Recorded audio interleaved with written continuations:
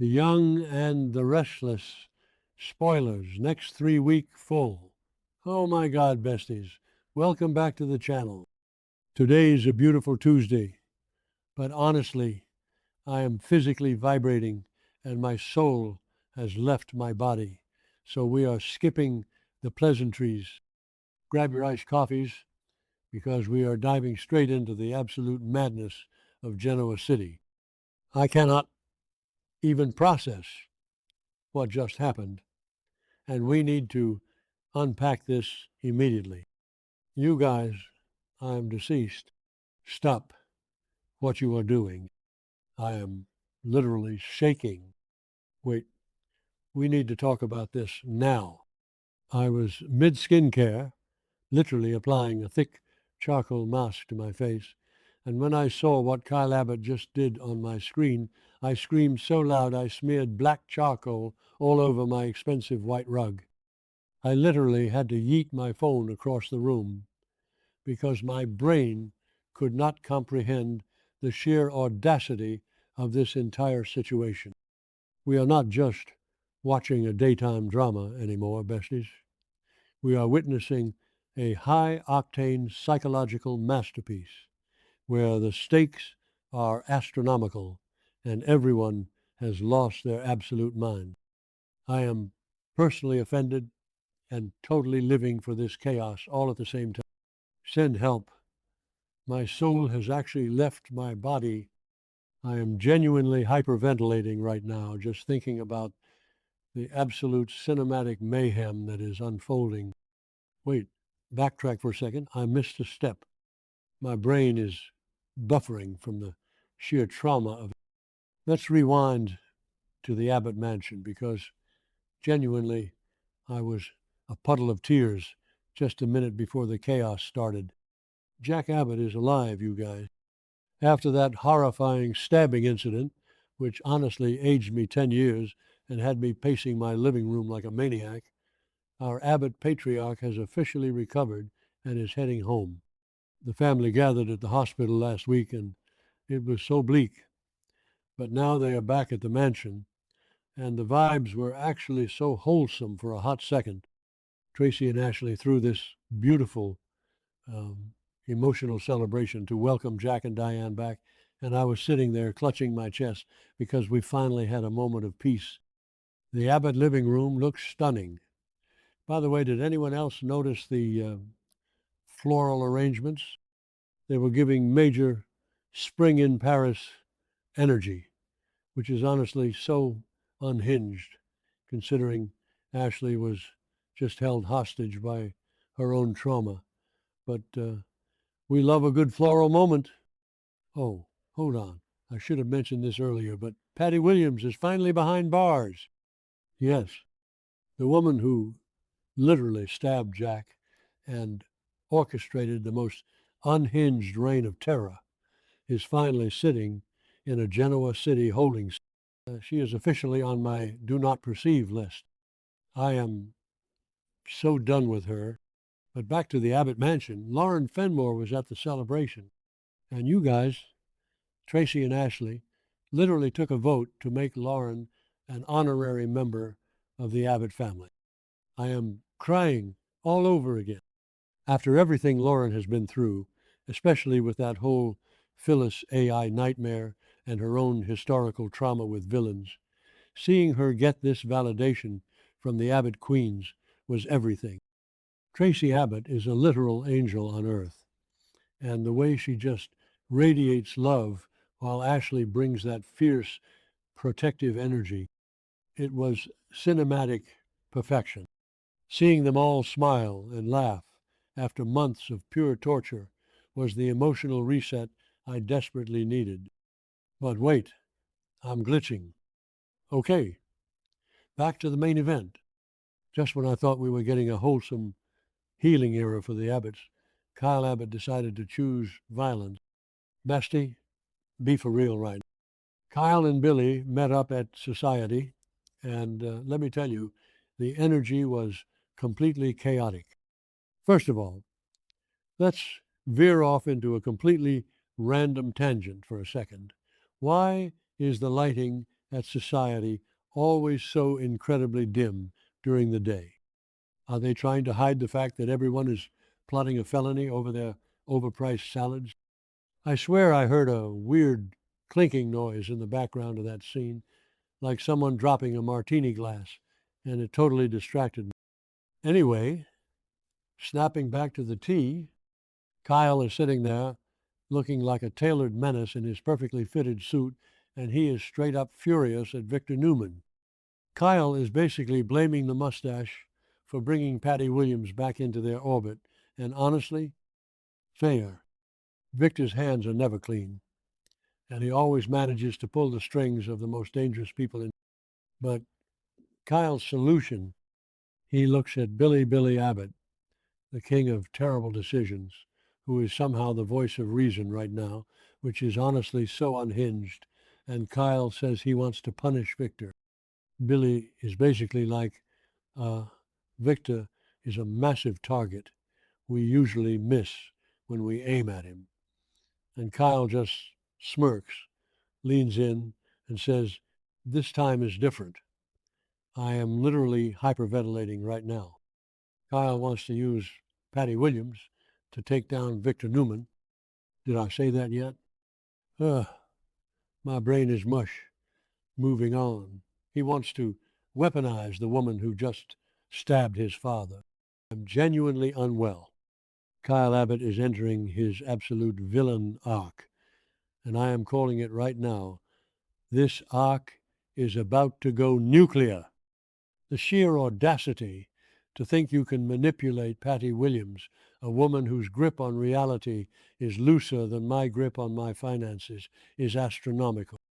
Patty is a feral wildcard. She used plastic surgery to look like Emily Peterson, for crying out loud. She is a psychological train wreck, and Kyle thinks he can just point her at Victor Newman like a loaded weapon.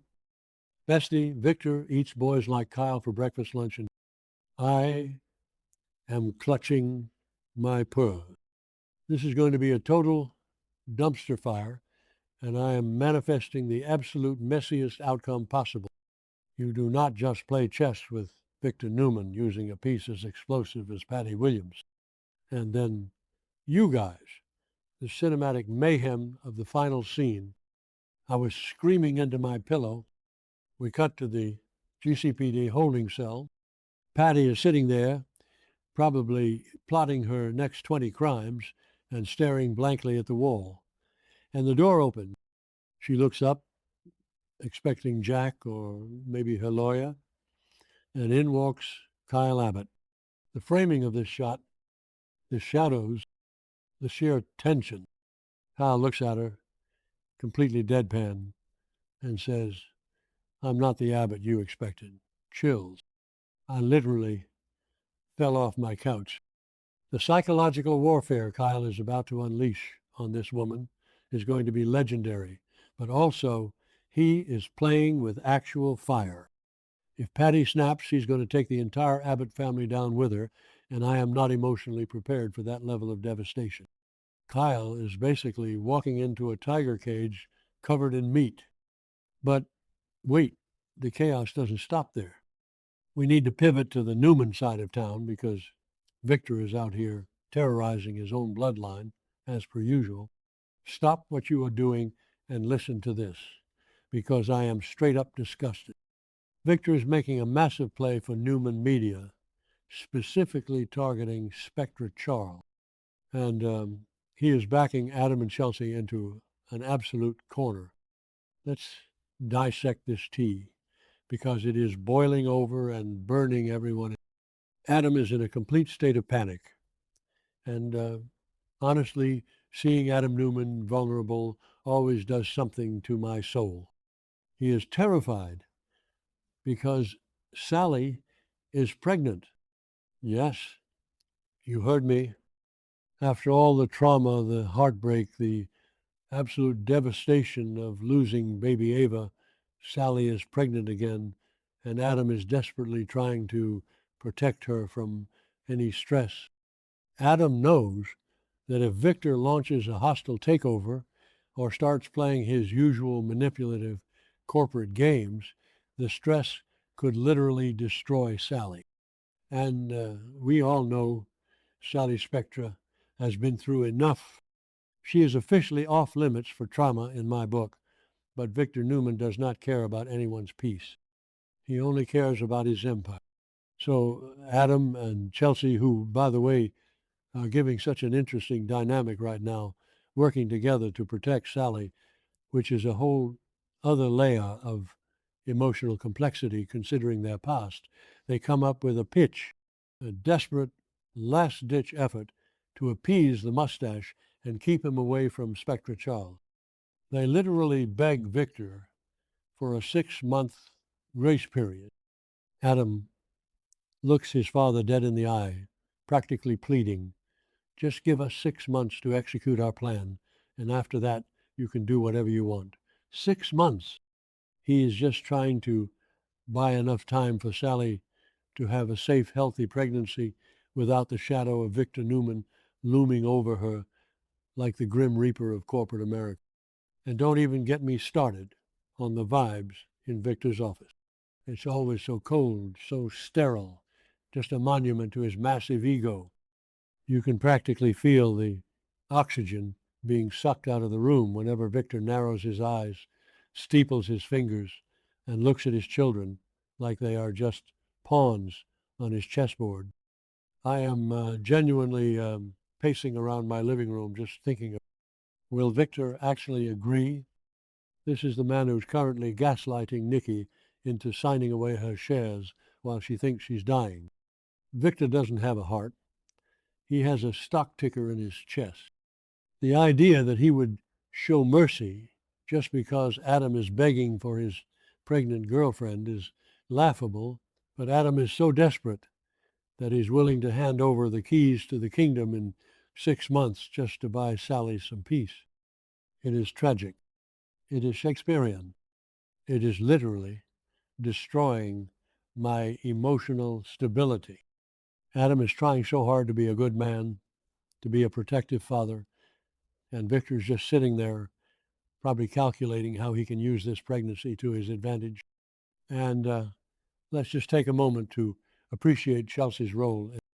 Chelsea Lawson, who has her own massive, messy history with Adam, is standing by his side, helping him strategize to protect the woman he loves. It's giving maturity, it's giving growth, but it's also giving me major anxiety because you just know Victor is going to find a way to pit them all against each other. Victor's offer they can't refuse is never just a business deal. It is a soul-binding contract signed in blood. I am calling it now. Victor is going to use this 6-month window to completely dismantle Adam's life from the inside. Did I say that yet? My brain is seriously buffering. I just cannot stand seeing Adam look so defeated while Victor holds all the cards. So let's recap this absolute madness because my head is spinning. We have Jack Abbott miraculously surviving a brutal stabbing, finally returning home to a wholesome celebration where Lauren Fenmore becomes an honorary abbot. But simultaneously, behind everyone's back, his son Kyle is secretly teaming up with Billy to weaponize the very stabber, Patty Williams, against Victor Newman. Kyle is literally visiting this unhinged woman in her jail cell, plotting the downfall of the most powerful man in Genoa City. And on the other side of town, we have Adam Newman and Chelsea Lawson begging on their knees for Victor to spare pregnant Sally Spectra from his corporate wrath by offering a 6-month delay on his Newman media takeover. I am exhausted. I am physically drained. My charcoal mask is completely dried and my face is stuck in an expression of pure, unadulterated shock, manifesting a total dumpster fire by the next update bestie. The villain arcs are fully activated and the trauma bonds are solidifying into concrete. Genoa City is about to implode, and I will be right here, front row, screaming into my iced coffee. If Kyle actually manages to unleash Patty on Victor without getting himself killed, it will be the greatest upset in soap history. But if Victor finds out, oh, the Abbott mansion is going to burn to the ground, honorary members and all, and if Victor stresses out Sally, I will personally march into Newman Enterprises and throw a latte on his custom suit. I cannot even. Stay tuned, stay hydrated, and please, someone send me some emotional support because I am not okay